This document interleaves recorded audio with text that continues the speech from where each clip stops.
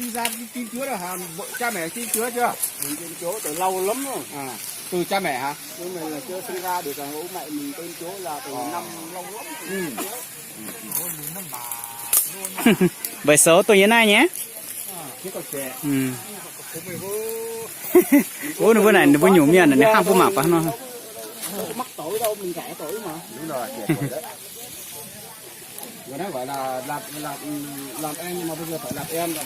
Suối nước nóng. Làm em út, không phải chú đâu. Người ta làm một cái hồ đây để tắm đây.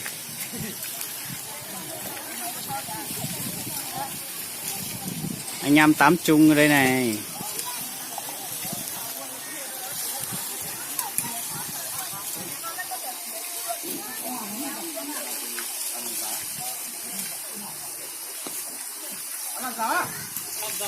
Nóng lắm đấy. Điểm hồ năng lại chết rồi. Ê, tao tròn rồi mẹ.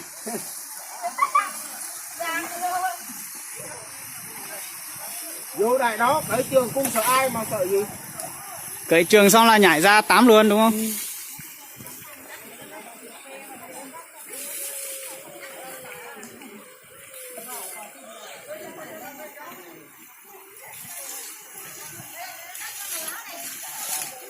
Nóng lắm. Suối nóng lắm.